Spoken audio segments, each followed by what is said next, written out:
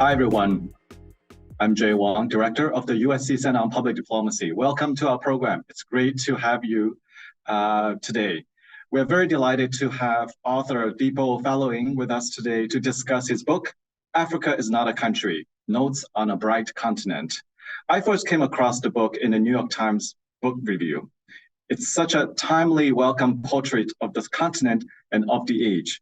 He infuses the story of Africa with context, thereby helping us to see the bigger picture and understand why what has happened, as he puts it. We look forward to his unpacking Africa, the region, in his words, as a concept, as a reality, and as a promise. We're also very delighted to present today's program with the Black Policy Institute as our partner. A think tank based in London, the Black Policy Institute works with a network of agencies in the United Kingdom and globally to create policies and practices that foster equality and inclusion of Black people of African and Caribbean heritage. Its CEO, Brian Channa, will introduce our speaker and moderate today's discussion. For over 2 decades, Brian Channa has been a driving force to empower underserved communities through innovative education programs, including mentoring 100 youth by the Windsor Fellowship and Your Story, and leading one of London's largest Black, Asian, and minority ethnic political forums. An alumnus of the University of Oxford's leadership program, Brian brings both scholarly and hands-on experience, advancing diversity within policy, grassroots organizing, and youth development. Brian, welcome to the Center on Public Diplomacy, and thank you so much for partnering with us for today's event. And I'll turn the program over to you.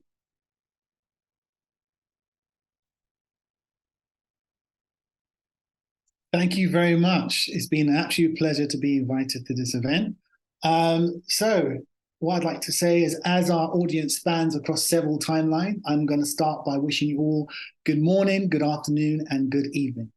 This event, as you've probably heard before, is hosted by Southern California Center for Public Diplomacy and the Black Policy Institute, and where academia meets advocacy for impactful change.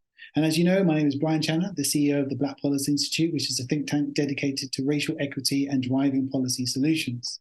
And I'm very excited to be speaking here with Dipo.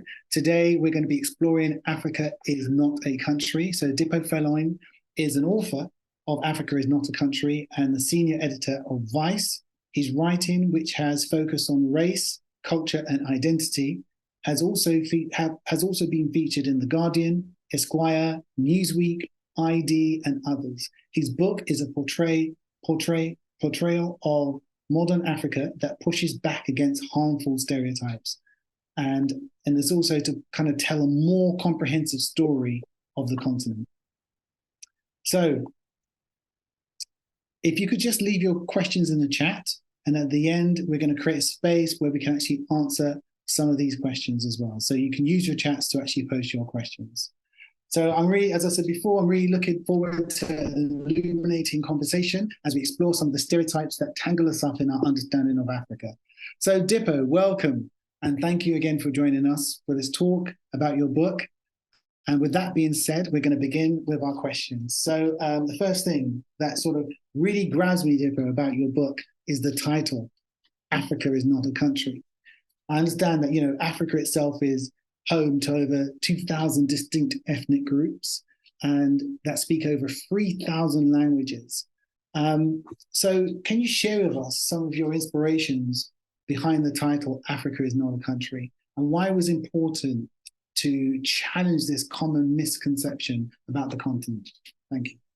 Yeah, well, firstly, let me just say thank you so much to the University of Southern California and also to the Black Policy Institute for having me. It's such an honor to be with you guys today and to be hosted by two such incredible institutions. So, it really does mean a lot to me, and I'm really grateful to be here today. The basic concept behind of the title and the book is born out of frustration, really, a frustration that so many people around the continent have felt. It's certainly something that I have felt growing up, speaking to people, trying to get them to have a bit of a sense of the specificity of my origins. I'm from Nigeria, a country that is as complicated and as diverse as any other nation in the world. But often I found it difficult talking about Nigeria because people would quickly default to Africa. They would assume that they knew about Nigeria in particular because obviously they knew about Africa, and they refused to see the specificity of my identity and that of my culture and my history. Instead, they adopted this framework that treated Africa as if it was just one big country.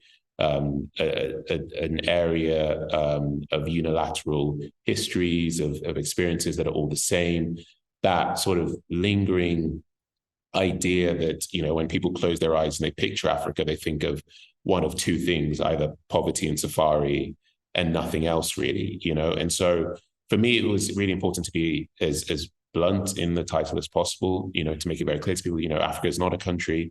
And for those who are fascinated to discover all that there is across this region of 54 countries and, over 1.4 billion people, that there exist stories and histories that people have never previously understood or fully respected before. And so that is, something that means so much to me. And it was why with the title of the book, I wanted to be as blunt and as straightforward as possible. Thank you very much for that answer. What are you hoping that the readers will take away from your book? And how do you think this book contributes to the broader understanding of Africa as a diverse continent? So firstly, what I want people to take away is that Africa is not one thing, that it is a creation of everything and anything at all. That within this vast continent exist stories of great triumph, as well as stories of great suffering as well, and everything that exists in between, the mundane of life. Which is why I start the book briefly talking about my own family and our own hometown of Lagos, to give people a bit of a sense of the specificity of just one identity, and hopefully that allows them to become curious about the literally billions of identities that exist across this entire region. And I hope that, through the book, people can see the full breadth of where the combination should be and the foundations of how we got to the point we are today, where some people around the world are not curious about the continent in a way that they should be curious about the continent, that they don't fully really reach for different understandings of the region because they're comfortable in what they already know.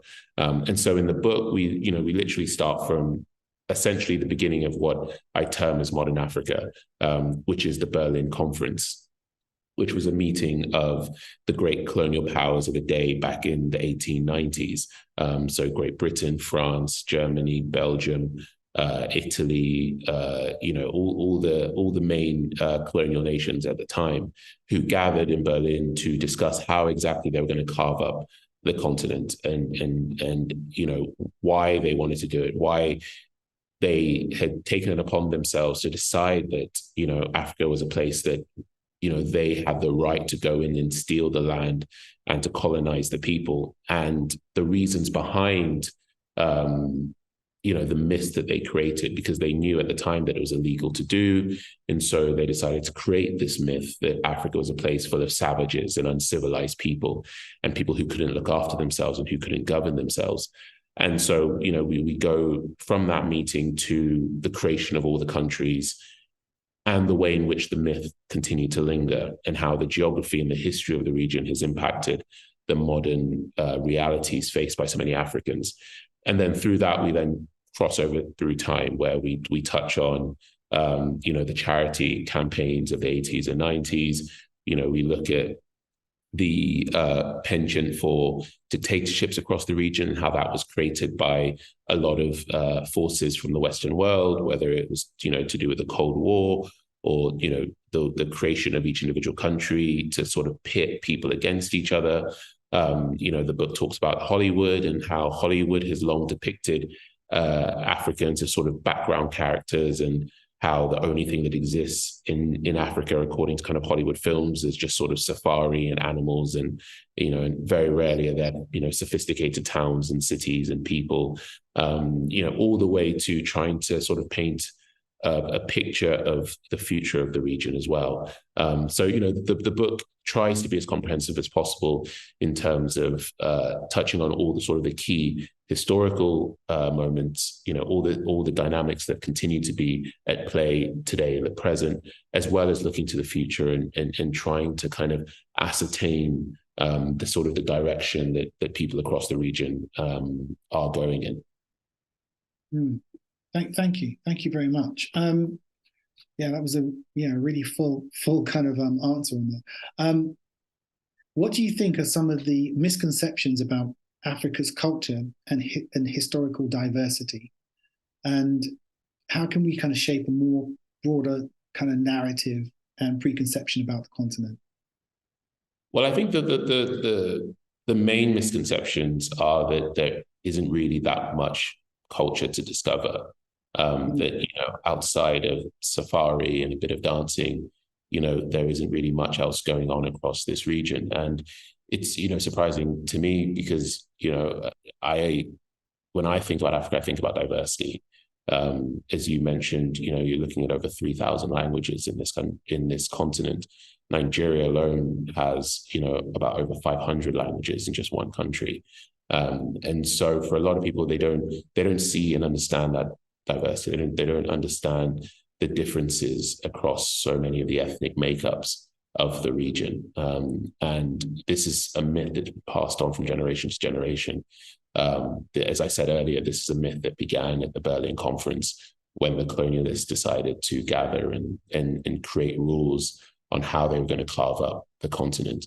And it's a myth that's been allowed to continue through literature about the continent, through the sort of films we watch about the continent, where we are really background characters, and we are largely helpless people who can't look after ourselves. And so the appreciation of all the vast diversity and experiences really are missing when we discuss the continent. And it's such a good question, because the thing that I'm probably most passionate about talking about are just the wide breadth of cultures that exist across this region, and just how fantastic it is to really understand all that exists across this place. And so for me, it's just so essential to have that understanding of the history, and to understand how it was that we got to this point where people, really struggled to have a broad enough imagination about the region. And that is kind of really fundamental to why these stereotypes continue to exist up until today. And when you break those stereotypes, then you start to appreciate specific cultures. You stop generically saying things like, oh, that's African culture, or that's African dancing, or that's African music. But, you get specific. You talk about, Amapiano, or you talk about, different cultures in East Africa, and how they vary with, whether it's Senegal or Ghana, or Togo in the West, and how that's so different to Southern Africa, Central Africa, and the different makeups and foods and traditions in Northern Africa as well. And which is why in the book I kind of speak specifically about food culture, because that is so important as well. And you just by looking at food culture alone, you start to see the influences that it has had around the world, especially in America.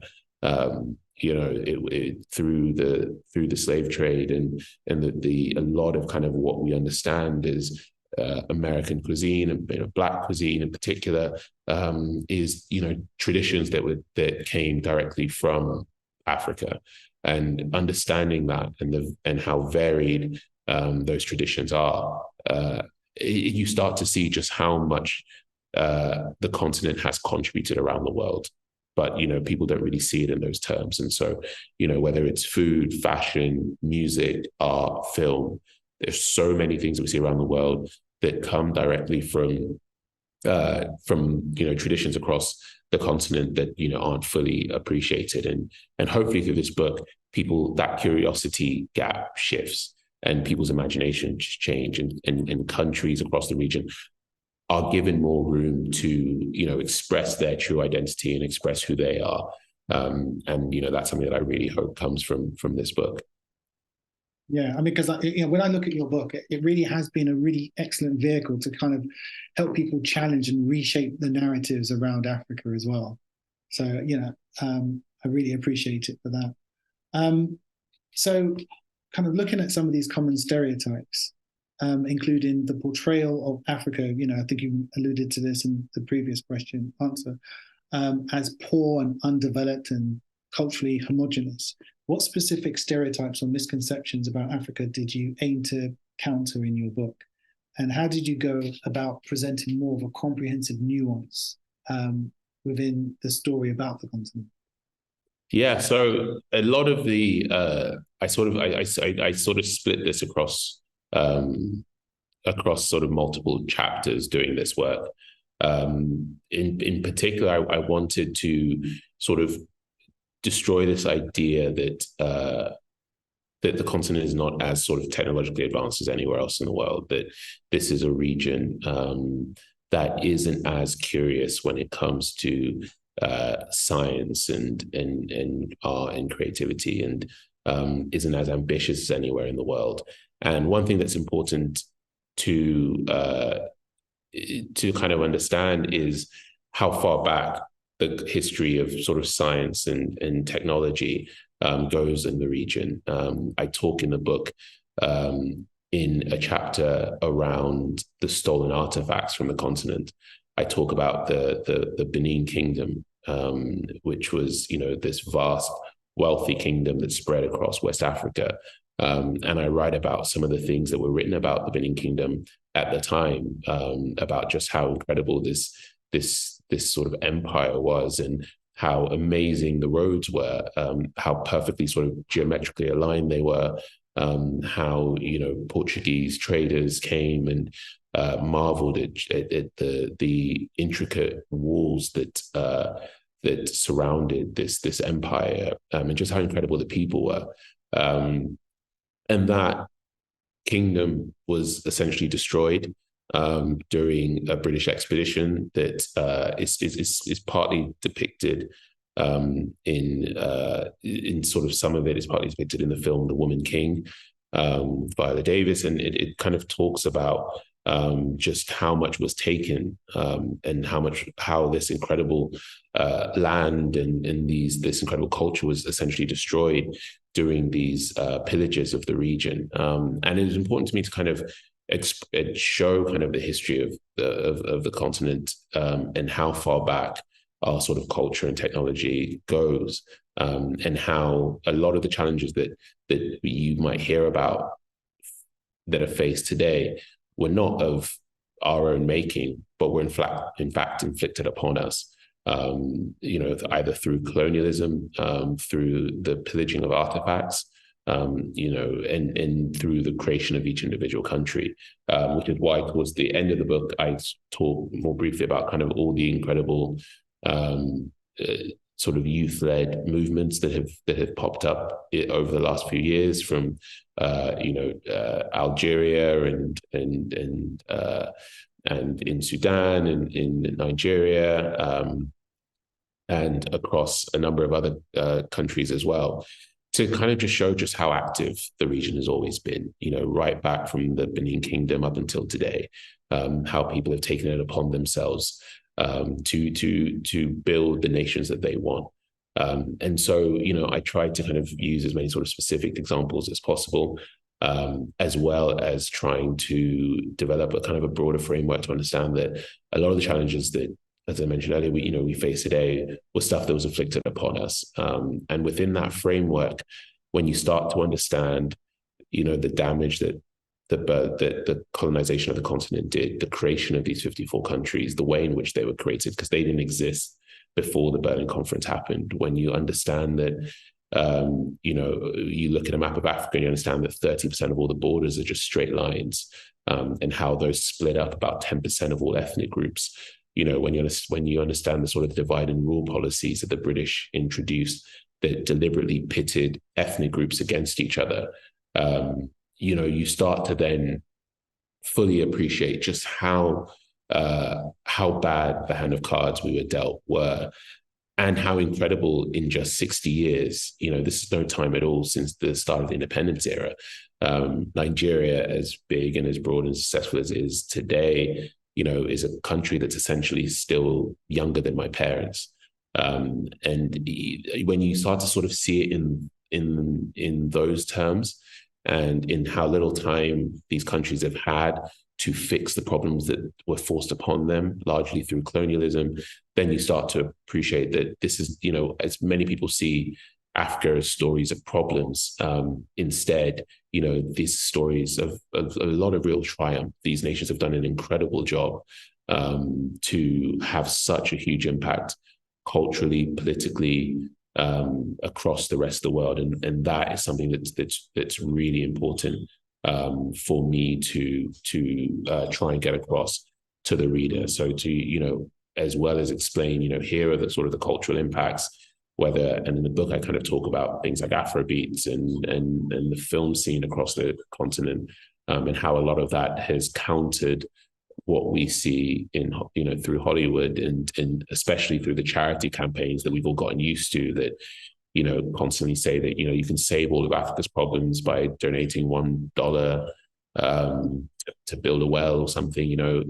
It's important that there's a lot of context that's missing in these discussions that would make a far more impactful difference across the region. And so that's kind of broadly how I try and map it together throughout this book. Okay, thank you very much. You were sort of explaining how they kind of created the different regions in the Berlin Conference of Africa by drawing these straight lines, and some of the problems that were encountered as a result, with many different ethnic groups having clashes. Could you explain any kind of systems they used in order to kind of resolve any of these issues? Yeah, and so again, kind of one thing that's really important to understand when we talk about the creation of each individual African country is that these countries were built to essentially fail. They were not built to be successful nations. They were built so that the British and the French and the Germans and the Portuguese and the Dutch, that they could extract as much natural resources as possible, while ensuring that the people couldn't fight back. And so a number of sort of policies were introduced. One of those that the British like to use in sort of the regions that they didn't want to live in was sort of the divide and rule policy, where they would sort of find the worst people in each ethnic group. And they would pit them, they would empower them, they'd give them money, they'd give them guns, they would give them sort of military training, and they would essentially bribe them to sow division and chaos within their own countries.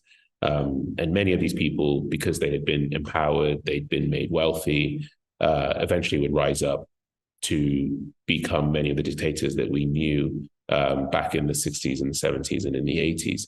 And they created, if you after this, pull up a map of Africa, you'll see just how large these countries are.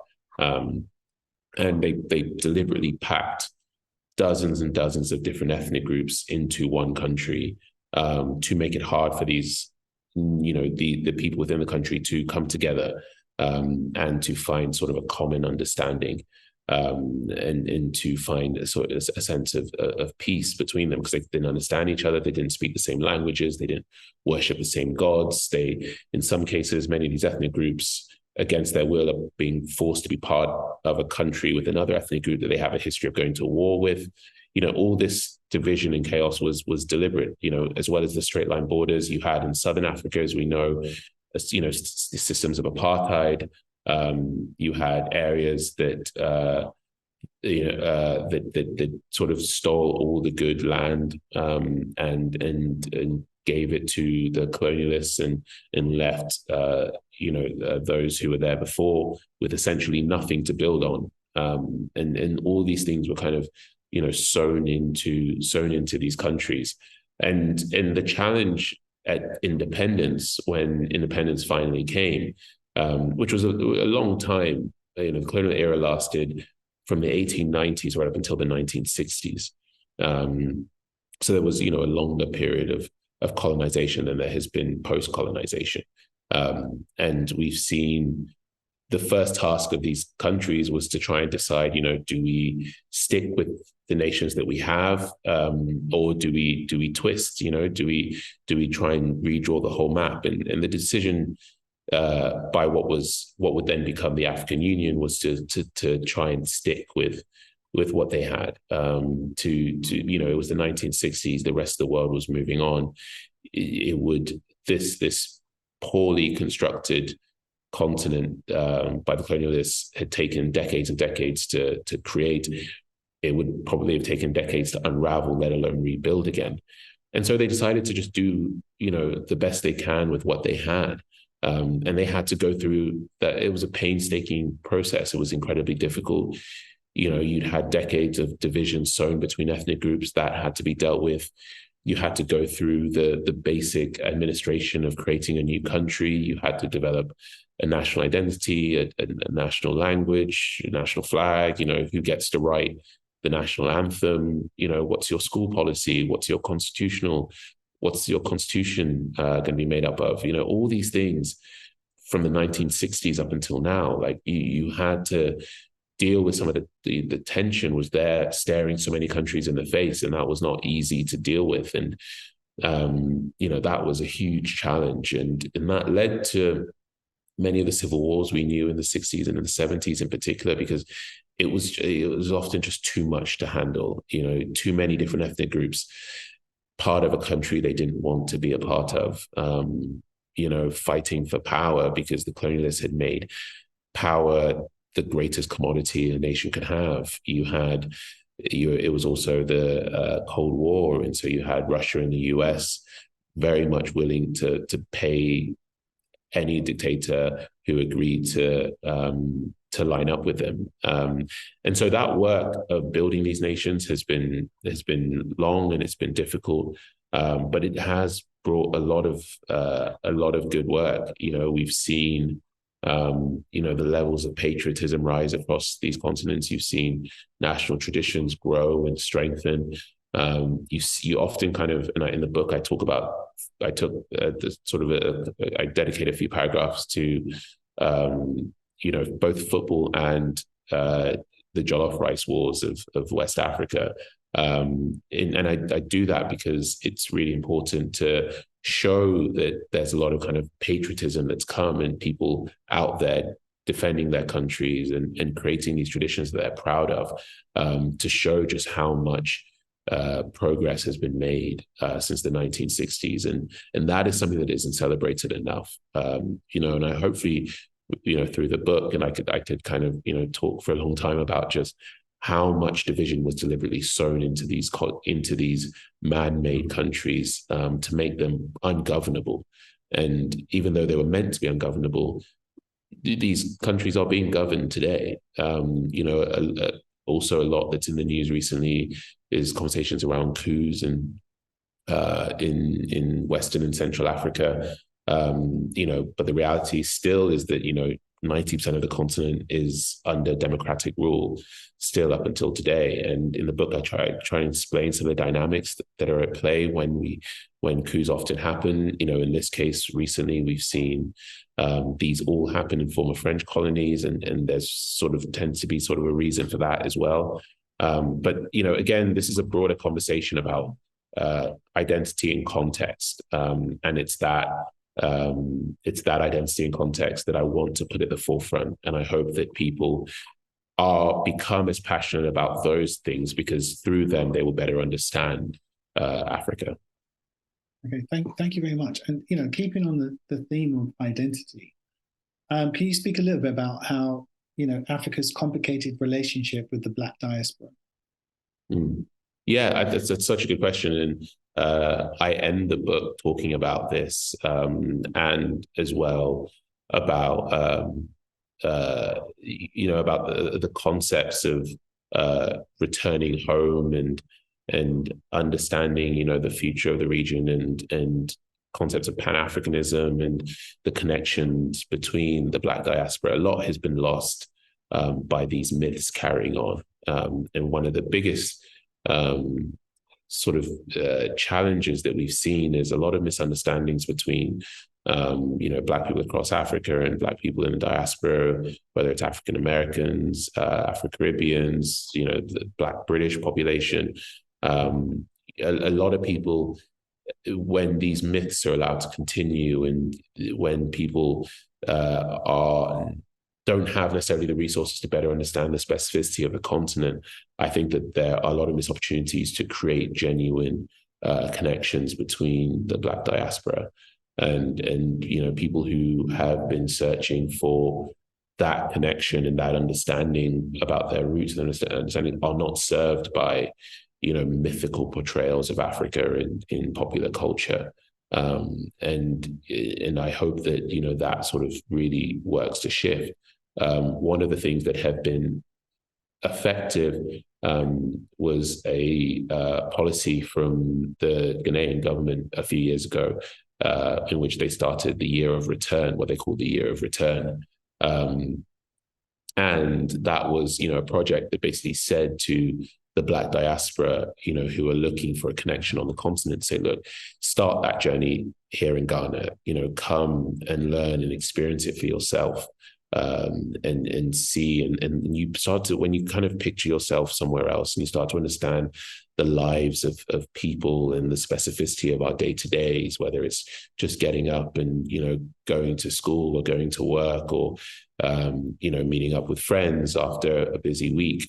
When you start to see the specificity of people's identities, I think it then becomes so much easier to understand them and to build real connections, rather than what we've seen, which are kind of these 30,000 feet bird's eye view of vast savanna and just trees and giraffes and nothing else.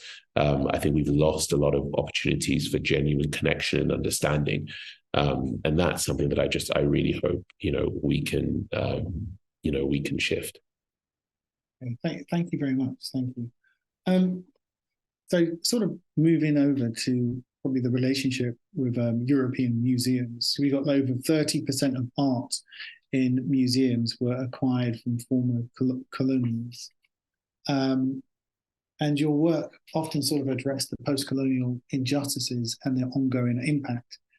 How can advocates counter the colonial narratives that persist in foreign policy and cultural institutions? Yeah, I think it's a really good question. And, I think looking at it through what we see in, museums, in the way in which they've kind of grabbed onto the narrative of the continent through these artifacts.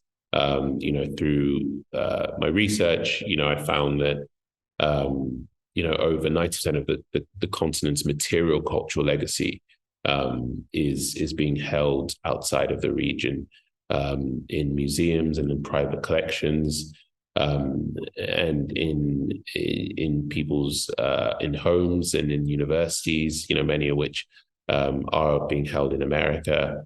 And so when you do that, a lot of countries have lost the ability to tell their own stories, to speak of their own histories. To be able to go out there and say, look at all the wonderful things that we've created, look at who we are, and look at who our people are. And these things, stories are how, we express ourselves to people who may never have interacted us before. It's such a powerful tool.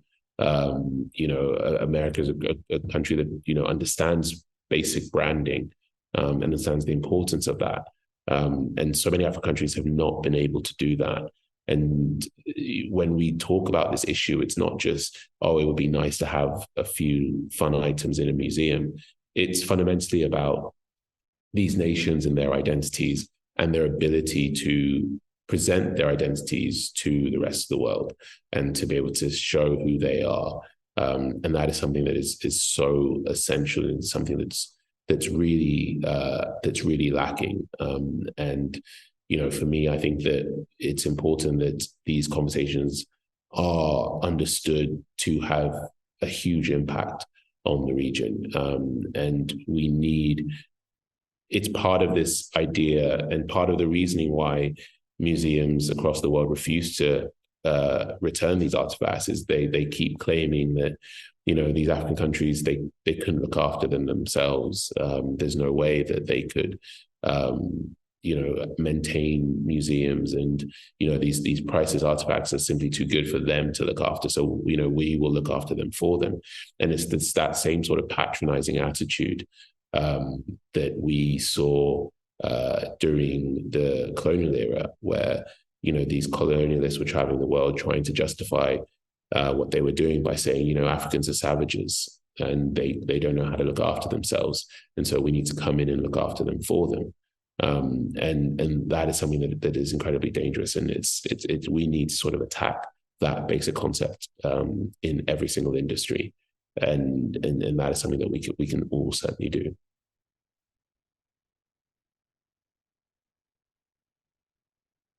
So, Brian, I think you're muted. Thank you very much for catching on. So, sort of sticking on the sort of like preconceptions and stereotypes. So, experts estimate that there's less than 10% of movies, TV shows, and books produced globally actually accurately represent Africa's true diversity. How could you kind of talk a little bit about how can the misrepresentation of Africa in media and popular culture impact on African identity, and what can we do to sort of challenge this? Yeah, so, and it's the sort of reason why I dedicate an entire chapter to, popular culture's treatment of the continent. It's films, TV shows, books. Those are portals to worlds beyond our own. It's how we understand different cultures. It's how we get to know about the traditions of countries that we may never visit in our lives, and so they play such an important role across society. And I think that Africa has been so underserved by popular culture, and it's such a shame. And it's not only that we are rarely depicted, but in the times in which we are depicted, we only ever see these stereotypes. We are secondary characters. Where we only really exist to help traveling Westerners who just want to be on safari. There's a lot of that. There's often conflict and the use of lighting. There's often sort of very dark and humid and hot, as if it's simply just such a difficult place to exist in. Which is something that is such a frustrating thing to constantly have to see. And so that is, for all of us, I think that as with, pretty much everything else, diversity is really important, and pushing for diversity in those who make the decisions around culture, and those who are in the rooms. And when we think about how the continent should be depicted, we should be thinking about bringing people in who are actually from the regions that they're trying to depict. Also pushing for specificity. We often things are simply just labeled as Africa, or an African city, or an African proverb, or an African tradition, or African food. We constantly push. We should constantly push for specificity. In the book, I talk in particular about the successes of Black Panther. And even though it doesn't depict a specific African country, I think there is so much grace and power extended to the depiction, the attempted depiction of the region, that explains so much of the book's success, especially across the continent, in terms of just how much the region wants to be seen and understood, and it just speaks to the frustration that doesn't necessarily exist anywhere else. And so for me, all we can kind of keep doing is pushing for more diversity and more of us in the rooms that make the decisions. But it has had a really, really negative impact on how people grow up thinking about the continent. It creates this sort of incredibly limited imagination that is really unfortunate, and something that we really need to push back on. Okay, thank you very much. Now we come to the stage. I'm going to take a few questions from the floor. So if you have any questions, please feel free to post it. We've got a couple lined up for you already. So the first one is from Victor. And he says, what's your take on how China and Russia are trying to open up a new scale for Africa? And how can you contextualize that in the light of your book? Yeah, so I think that's a really good question. And kind of what we're seeing from Russia and China are the sort of two separate targets. China in particular, essentially just trying to buy friends right now. So it's a very different dynamic to what we saw during the colonial era. They're simply just saying, hey, let's partner on road projects and on bridges, and we will help you out. And at some point in the future, should we need a friend or should we need you to remain neutral, then we would appreciate you doing so. But those dynamics are sort of economic relationships, and those are entirely dependent on the specific African country and the Chinese government to come to those terms and agreements.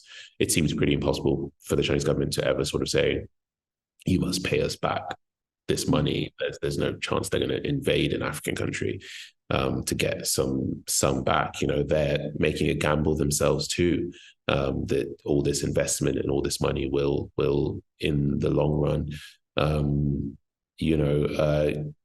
build alliances that could be economically, politically, perhaps maybe culturally impactful in the future.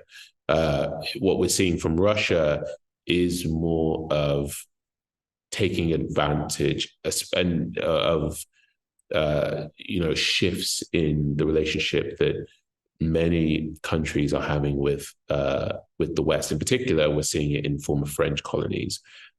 So what you have in France and their relationship with their former colonies, they always wanted to maintain a close relationship with these former colonies. And some in these countries are saying that relationship is a little bit too close, that France tends to meddle a bit too much in our affairs. And France say, we will help you, we will partner with you militarily and economically, but in exchange, we want to have a say on your politics and on your views and how you run your country. And what we've seen in the last 2 years is a lot of these French colonies have said they no longer want that relationship. And what Russia have done is they say, we will provide the same military support and the same economic benefits, but we won't get involved in your politics and your internal affairs. And they've just simply tried to take advantage of that dynamic. And a lot of these African countries, these former French colonies, it's sort of a case of, to spite France, they've gone with, France's enemies just to frustrate them. And it's a lot of this is more likely going to be just sort of temporary relationships, especially in light of the war in Ukraine. Most countries probably won't see Russia as a particularly effective long-term ally, or a country that they particularly want to engage with in the long term. So in the short term, they'll take some guns and they'll take some cash, and they'll annoy France, and they'll do that. But I think that what you'll see kind of a shift. A lot of the Western countries who perhaps have taken their former colonies for granted, realizing that these countries, the further they get away from independence, the stronger they are foundationally, and they're now calling the shots, and they can't patronize them and treat them as they did previously, and they will dangle a potential alliance with Russia as to get what they want from France and Britain and even the US. You answered my second question. I was going to ask you to sort of lean into the advantage point of Africa as a continent, with these two kind of precocious relationships with US and China and Russia, actually. Yeah, it's just that they will. My prediction is that most countries will choose to align themselves culturally, try and align themselves culturally with the Britain and the US, but they're stronger, and they've got pretty strong cards at the moment, and so they will leverage any potential relationships with China and Russia to get the US and to do in particular to what they want. And we've seen a lot of shifting language when it comes to the way in which the US approaches African countries. Anthony Blinken earlier this year, said that the days of patronizing Africa are over. And that is what comes from more and more time for these countries to grow and strengthen and to really shift the field in which we're debating these issues.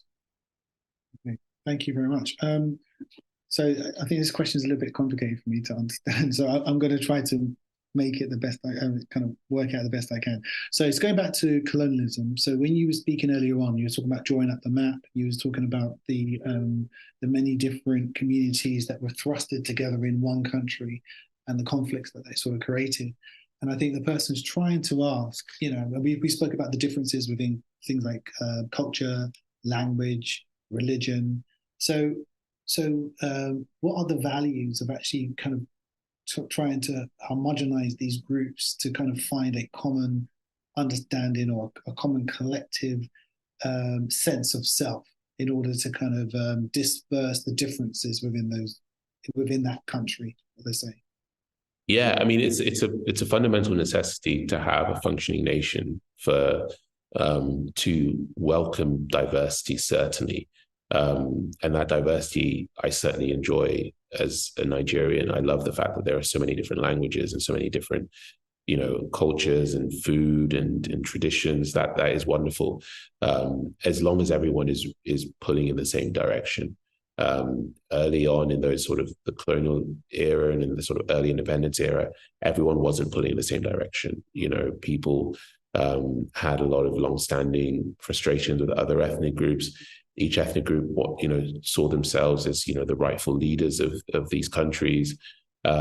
You're fighting over, should we be a Christian country? Should we be a Muslim country? Should we be non-secular? What should we be? What should the education system be based on? These are the issues at the heart of so many African countries in those early years. And so, it's really important for these cultures to find common ground and to find a common understanding. A lot of people in those early years would not have seen themselves as being, Ghanaian or Burkinabe, or they would have seen themselves through the eyes of their specific ethnic group, rather than through the eyes of the country as a whole. And that's something that's shifting. And in the book, I talk about, one thing that's been key to a lot of the successful youth-led political movements in the last, 4 or 5 years has been how much these, the sort of, how much young people have put weight on not identifying yourself firstly as part of a specific ethnic group, but instead as the nation as a whole, because at the end of the day, the success of the country is everyone's success. And, when you're facing, corruption doesn't only steal from one group or the other, it tends to leave everybody worse off, and so that is something that has been an essential part of developing these countries further, is trying to get everybody pulling in one direction while enjoying the diversity around them. And it's hopefully it's only going to get better and better. As I said, it's only been 60 years, but that work continues. And I think there's been a lot of progress there. And I think that it will continue. Okay, thank you very much. What I'm going to do, we're going to be moving to our final three last questions. So this is one from Johnny. So how can we leverage the presence of South Africa in BRICS and G20 to promote Africa's culture? Yeah, I think I think that's a really good question, and I think that it's a lot of that kind of falls on the representatives of the African countries to kind of go there and advocate for things that matter most to their people. And I guess that whether your president or does that or not, I guess is something that's on it's on the citizens to do that. But firstly, the leaders of African countries need to go and advocate wholeheartedly for their nations whether it's BRICS or the G20. And that's something that we've seen, African leaders get a lot bolder on, to go back on sort of these former French colonies. We've seen at press conferences, when, the French President Macron has tried to kind of, publicly scold an African country. We've seen these presidents say, hang on a second, that's not accurate. You can't come to our country and talk to us like that, and that's been something that, we need more continuously. We need these leaders to stand up for their countries and to advocate for what is best for them. And I think that these relationships and these alliances will be important moving forward. It would be good to see kind of something come out of the current BRICS summit.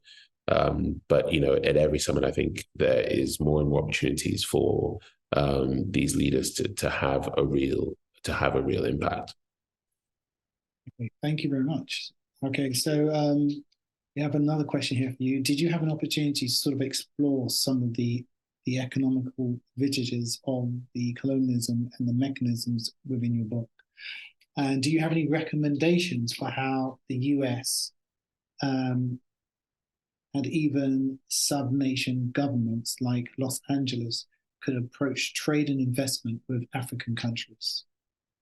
Yeah, so I guess in the book, sort of I touch on sort of some of the some economic policies that kind of just bad previous economic policies that kind of led to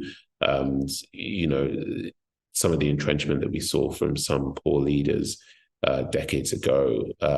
But I certainly want to see a lot of those sort of relationships shift.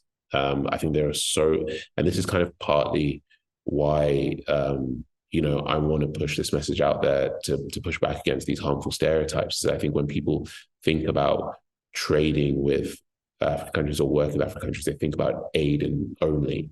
They don't see this region as an incredible marketplace for their products. They think, Africa is a place where you send charity to and you send old shoes and t-shirts. You don't start a business and think, oh, there are, tens and if not hundreds of millions of people with disposable income, who are looking to engage with products around the world. And so I would certainly advise whether it's national governments or state governments to look towards the continent when it comes to goods and services and trade. And as you pointed out, California is bigger than some countries, certainly economically. And I think that states certainly should on their own look to see let's develop relationships, let's go in there. And with sort of more specific knowledge, they will be able to do so more efficiently, rather than saying, let's just tackle Africa, but what are the relationships that can be sort of harvested to really take advantage of a continent that, you know, the average age is under 30 now. You know, you have this really vibrant, untapped region, and I think that there are really lots of really great opportunities for you know, institutions to go and tap this region and to really explore so many incredible economic opportunities that can certainly work both ways. But, you know, there are plenty of young people with disposable income who are, you know, looking to, you know, whether it's byproducts, but as well as who are highly educated, who are certainly able to contribute a huge amount to the economic development around the world. Okay, so we're here at our final question. So it's what do you see for the future of Africa in its ability to define itself? And what benefits do you believe the readers will be able to take away from Africa is Not a Country in terms of contributing to a more accurate and nuanced understanding of the continent itself? Yeah, so I mean, looking to the future, I think more and more there are so many wonderful storytellers across the region, you know, working as writers, filmmakers, musicians who are historians, you know, who are out there working every day to chronicle the realities of their own specific identities and the specific realities of their own countries. And I think that is only going to continue to grow. But it's only going to have an impact if people actively search it out. And I think that's something that's really important. And I hope that, you know, this book gives people the foundational knowledge that they need to do that work, to go out there and fills them with, you know, a real sort of energy and excitement to go out and think, oh, you know, I've grown up not feeling curious about this region and not having a solid understanding of this place. And now I am filled with excitement that I get to explore this thing. You know, it's like finding money under your sofa. You know, it's like, oh, it's great. This thing has been there this whole time. Now I can go out there and I can use what I've learned. And so I really hope that, and you know, the book is not just a series of dates and facts and figures and numbers. And, you know, I hope people find it to be entertaining, engaging, heartwarming where it needs to be, hard-hitting where it needs to be. I hope people kind of go away and feel like they just want to read more about the continent and want to read more fiction and non-fiction about the region and want to explore Nollywood and Afrobeats and all these different things that are working to tell the stories of their specific country. And I think that if we do that, if we all decide that we want to fight back against a stereotype that was first created to justify colonialism and people coming in and stealing others' lands, then I think we can be incredibly effective at ensuring that, you know, more and more generations don't grow up only picturing Africa as a place of poverty and safari and nothing else, but that they come away realizing that this region can be as exciting and is as diverse as anywhere else in the world. And that is something that means so much to me in telling that story and ensuring that people feel that way, I think is so vital and makes such a big difference. And so that is what I hope people come away with this book. I'm confident that if they read it and engage with it, then they will feel empowered and enlightened, and their imagination will expand and they will want to go out there and learn more. And that's all really I can ask for. And I think that if we do that, you know, then I think that the future of the continent, you know, suddenly becomes limitless. It just expands beyond our understanding. And it opens this vast region of 1.4 billion people and all these vast cultures up to the rest of the world. And I think that can only be positive. But it's only going to happen if we all decide to do that work and to be part of the solution, and to want to kind of explore this region. I think that's the only way in which change will actually come. Thank you very much for your time and your energy. And I think you've given us a fantastic starting point in challenging some of our, our misconceptions or our preconceptions of Africa as well. And you've given us a lot to kind of get our teeth into. If you please look at the chat, you're going to see a link to Dipo's book. And also, he's very easy to find on social media. So please follow him. Please keep up to date with all the exciting things he's going to be getting up to as well. So, Dipo, I just want to say a massive thank you to you, and thank you for really kind of interesting and intriguing kind of answers to some of those questions as well. And even you've drawn me into it now, so I'm going to definitely kind of dig a lot more deeper into the continent of Africa and all its kind of intriguing joys that it can actually present as well. So thank you very much. I appreciate you. Thank you. No, thank you very much for having me, and thank you to Jay as well, and everyone at the University of Southern California. It's been really great. Thank you. So as we bring this event to a close, I just want to extend my massive gratitude to the Southern California Center for Public Diplomacy, and a special thanks goes out to Dr. Jay Wang, the director, and also for his unwavering support. I'd also like to express my deep appreciation for the team at the Black Policy Institute and their tireless efforts in advancing policy solutions and promoting social justice. And if you're interested in contributing to any of these efforts, please feel free to contact us via the link. You're going to find it in the chat, or you can email me directly at my name, brian.channer@tbpi.org. And lastly, I'd like to extend a massive thanks to Dipo Faloyin and his expertise and his insight and his passion, and for this really enriching discussion that we've had here today about his book, centered around his book, Africa is Not a Country. And I think he's left us with a real deeper understanding of the challenges and the opportunities surrounding this topic at hand. And we're really grateful for this valuable contribution that he shared with us today. And I'd also like you to definitely check out his link. It's in the chat, as I mentioned before. And finally, I'd like to thank the audience and thank you for being a part of this transformative event. And remember, we all have the power to actually make a difference. The power lies within us. Thank you very much.